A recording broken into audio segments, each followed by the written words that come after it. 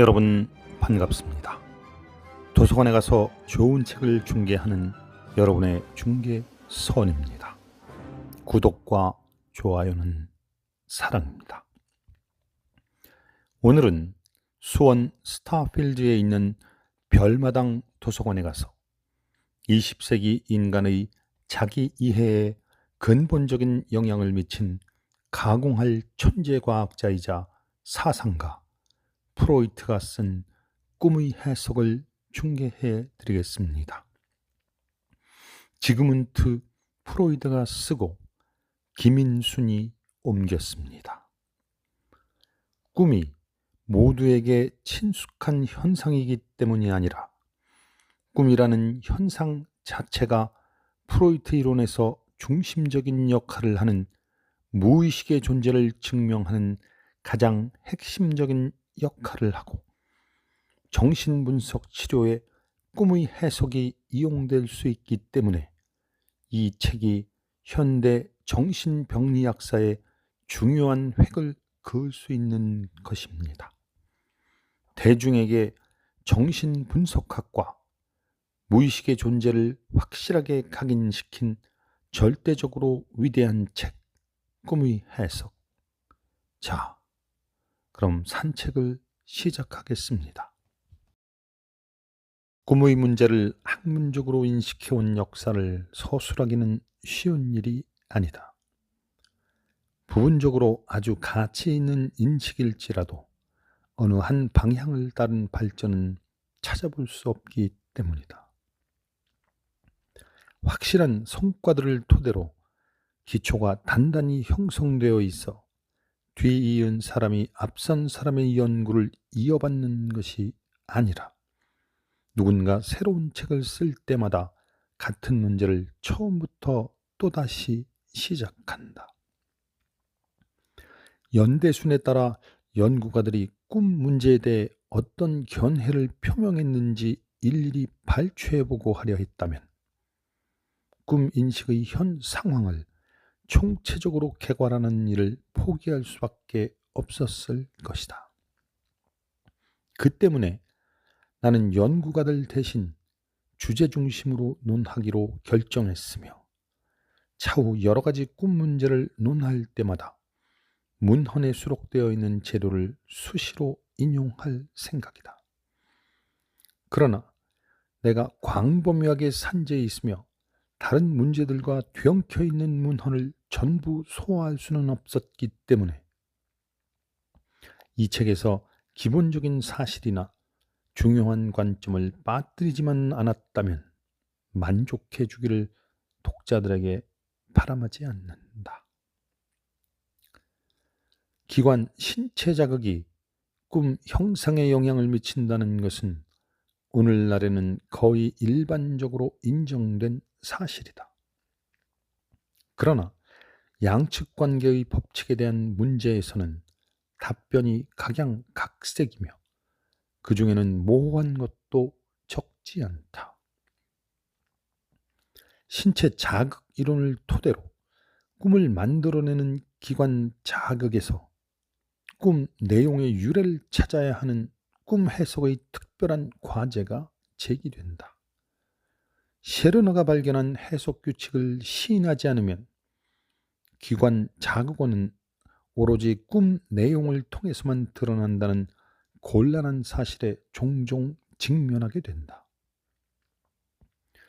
그러나 많은 사람들이 아주 유사한 내용을 되풀이해서 꾸기 때문에 전형적이라고 표현되는 여러 가지 꿈 형태에 대한 해석은 상당히 일치하고 있다.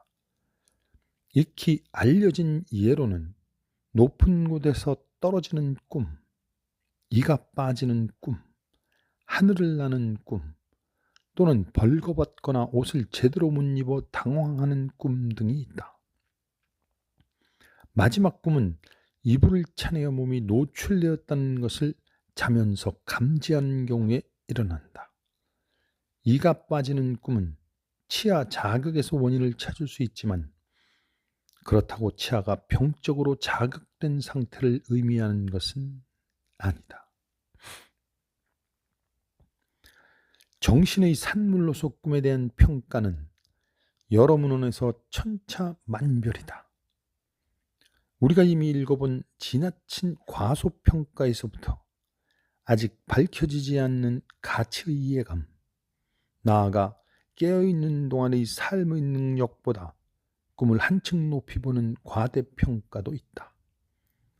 우리가 알고 있듯이 힐데브란트는 꿈 생활의 심리학적 특성을 세 가지 이율 배반으로 파악하고자 했으며, 세 번째 대립에서 이러한 일련의 이율 배반을 최종적으로 요약하였다. 그것은 정신생활의 상승, 흔히 노련한 경지까지 이르는 강화, 한편으로는 종종 인간적 수준 이하로 결정적인 하강과 약화 사이의 대립이다. 전자에 관해서 말하면 꿈 정신의 활동과 움직임에서 때때로 정서의 깊이와 진지함, 감각의 부드러움, 직관의 분명함, 관찰의 섬세함, 기지에 넘치는 재치가 드러나는 것을 직접 경험해 보지 않는 사람이 누가 있겠는가? 그런 것들은 모두 우리가 깨어있는 동안 변함없이 늘 그런 것은 아니라고 겸손하게 부인하는 특성들이다. 인간은 도대체 무엇을 꿈꾸는 것일까? 들라주는 우리의 꿈에 나타나는 재료가 최근 며칠 동안 아니면 과거에 받았던 인상에서 남아있는 단편적인 것들로 이루어진다고 인식한다. 우리의 꿈에 나타나는 것, 처음에 꿈 생활의 창조물로 여기기 쉬운 것보다 자세히 관찰해보면 모두 인식하지 못한 재현, 무의식적 기억으로 증명된다. 그러나 이러한 표상 재료들은 공통되는 한 가지 특성을 보여준다. 그것은 필경 우리의 정신보다는 감각과 더 밀접한 관계를 맺고 있거나 아니면 떠오르는 즉시 주위에서 멀어진 인상들에서 유래한다는 것이다. 어떤 인상이 의식되지 않으면서 강할수록 다음 꿈속에서 중요한 역할을 할 가능성이 많아진다. 근본적으로 그것은 로베르트가 강조한 것과 같은 두 가지 범주의 인상들이다. 즉, 사소한 것들과 처리하지 못한 것들이다. 그러나 들라주는 이러한 인상들이 사소하기 때문이 아니라 처리되지 않았기 때문에 꿈에 나타난다고 주장하면서 관계를 달리 본다. 꿈에 관한 말하면 그것을 통해 깨어있는 생활의 모든 번민이 수면 상태까지 이어진다. 다만 지식인들을 다소 삼과와해시킬 수 있는 유일한 것, 즉 학문과 예술의 향유만은 예외이다. 그러나 삶에 별로 불만을 느끼지 않는 사람들 역시 즐거움보다는 고통과 불만이 꿈에 더 자주 나타난다고 강조한다.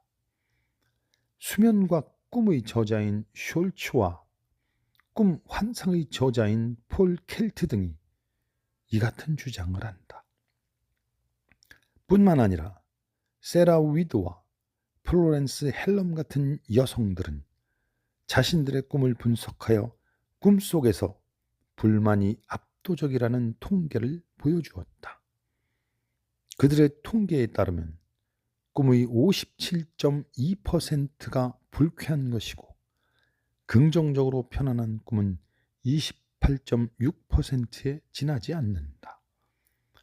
삶의 여러 가지 불쾌한 감정을 수면까지 연장시키는 이러한 꿈들 이외에 지극히 불쾌한 감정이 우리를 소름 끼치게 잡아채고 잠에서 깨어나게 하는 불안 꿈도 있다. 우리가 앞에서 소원 꿈을 정난하게 꾼다고 보았던 아동들이 곧잘 그런 불안 꿈에 시달린다. 사실 이러한 불안 꿈들 때문에 우리가 앞의 여러 사례들을 통해 얻어낸 명제, 즉 꿈이 소원 성취라는 명제를 일반화시킬 수 없는 것으로 보인다.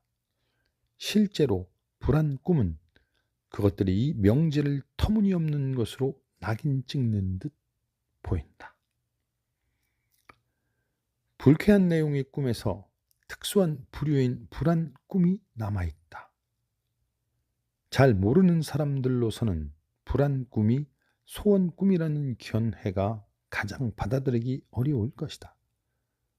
그러나 불안 꿈은 여기에서 아주 간단히 해결할 수 있다.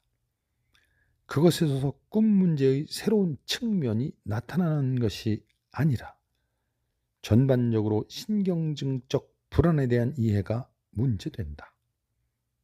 우리가 꿈에서 느끼는 불안은 외관상으로만 꿈 내용을 통해 설명할 수 있는 듯 보일 뿐이다. 꿈들을 깊이 분석할수록 잠재적 꿈 내용에서 출처로서 중요한 역할을 하는 어린 시절 체험의 흔적에 좀 더 자주 부딪히게 된다. 우리는 꿈이 생략이나 변화 없이 외현적 꿈 내용 전체를 재현하는 경우가 극히 드물다는 것을 보았다. 그러나 그런 경우를 증명하는 몇 가지 사례가 확보되어 있다. 여기에다 다시 어린 시절 체험과 관계 있는 새로운 사례를 몇 개 더 추가할 수 있다.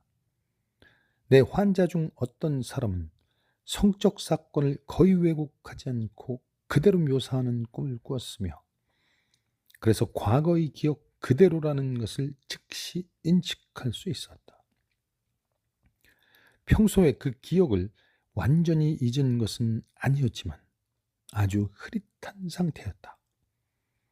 기억이 다시 새로워진 것은 순전히 분석 작업의 결과였다. 꿈을 꾼 사람은 12살 때 병 속에 누워있는 친구의 문병을 간 적이 있었다. 친구는 침대에서 몸을 뒤척이다가 우연히 옷이 벗겨지면서 알몸이 드러났다. 그는 친구의 생식기를 보는 순간 자기도 모르게 사이 옷을 벗고 친구의 은경을 붙잡았다. 그러나 친구는 놀라고 불쾌한 표정으로 그를 바라보았고 그는 머쓱해져 그만두었다. 이 사건은 23년이라는 세월이 지난 후 세세한 부분까지 그때 느꼈던 느낌 그대로 꿈에서 되풀이되었다. 다만 꿈을 꾼 사람의 능동적 역할이 아니라 수동적 역할을 떠맡고 친구가 현재의 다른 인물로 대체된 점만이 달랐다. 물론 유년 시절의 사건은 외현적 꿈 내용에서 암시로 대체되는 일반성이다. 따라서 해석을 통해 꿈에서 밝혀내야 한다. 꿈의 문제에 관심을 불러일으키려는 의도로 꿈 전문가가 아닌 지식인에게 꿈이 어디서 유래해야 한다고 생각하느냐는 질문을 던지면 대부분의 경우 질문받은 사람은 해답을 확실히 알고 있다고 자처한다. 그는 소화불량이나 위장장애, 잠자는 동안 우연한 몸의 위치와 사소한 체험이 꿈 형성에 미치는 영향을 즉각 머리에 떠올린다. 이런 동인들을 다 고려해도 해명할 부분이 남아있다는 사실은 전혀 짐작조차 못하는 듯 보인다. 학문적 문헌에서 꿈 형성 때 신체적 자극원이 어떤 역할을 담당한다고 여겨지는가에 관해서는 앞에서 상세히 논한 바 있다. 여기에서는 그 연구 결과만을 상기하면 된다.